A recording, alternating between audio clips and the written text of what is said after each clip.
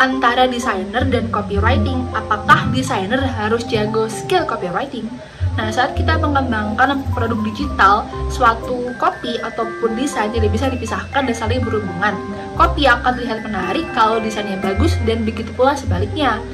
Tapi gimana nih, misal dalam tim kamu gak ada copywriternya nih, apakah kita sebagai desainer harus jago skill copywriting supaya menghasilkan brand yang baik?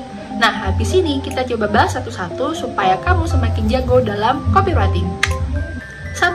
Selalu libatkan copywriter dari awal hingga akhir project.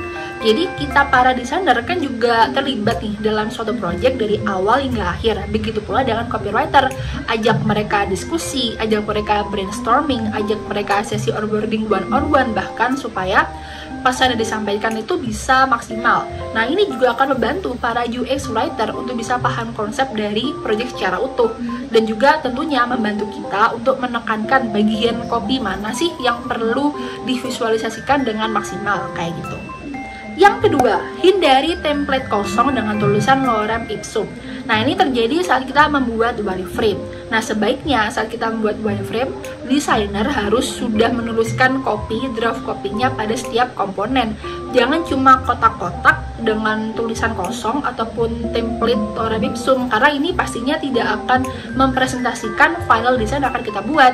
Selain pemahaman konsep, copywriter juga membutuhkan pemahaman konteks untuk menyesuaikan copy dengan interaksi atau juga produk yang akan dihasilkan, kayak gitu. Gak cuma bakal membantu copywriter, tapi desain yang dibuat dengan draft copy wireframe ini juga akan memudahkan tim lain untuk memahami wireframe kita. Selanjutnya adalah mengetahui lawan bicara atau target market kita. Setiap orang yang terlibat dalam pembuatan campaign atau pembuatan produk harus memahami siapa sih target usernya, siapa sih target marketnya. Jika desainer harus memahami aktivitas ataupun persona dari para target market, nah copywriter juga harus paham bagaimana sih cara berkomunikasi yang sesuai dengan target market serta interaksi yang hendak diharapkan, kayak gitu.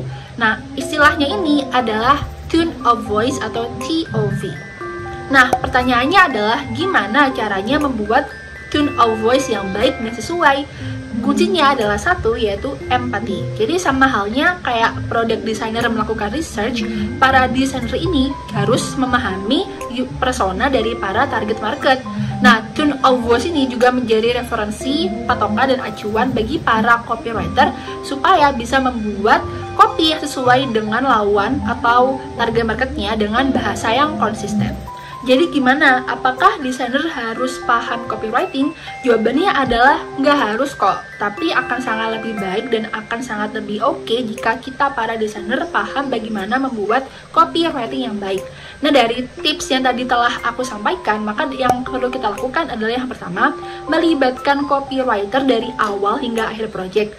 Yang kedua, hindari penggunaan template kosong dengan tulisan lorem ipsum. Dan yang terakhir adalah gunakan empati untuk memahami target market dan juga memahami persona produk.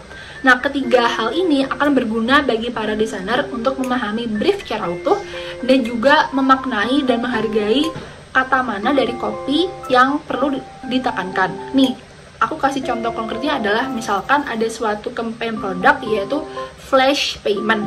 Nah, dari kata flash ini perlu ditekankan bagaimana sih cara memvisualisasikan kata flash ini dengan baik supaya pesan yang disampaikan bisa kena oleh para target user gitu.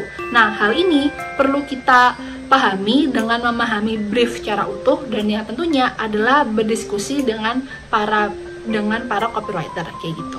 Pada dasarnya, dalam proses kreatif, desainer dan copywriter itu tidak saling dipatindih, malah justru berkolaborasi dan saling melengkapi untuk bisa menghasilkan produk yang baik, kayak gitu. Nah, emang skill copywriting ini tidak pakem dan tidak eksplisit harus dimiliki oleh para desainer. Tapi hal ini tentunya akan membantu para desainer untuk memahami brief dan juga untuk berkomunikasi dengan para copywriter, kayak gitu. Nah, jangan lupa share video ini kepada teman-temanmu supaya semakin jago dalam membuat copywriting. See you in the next video. Bye-bye!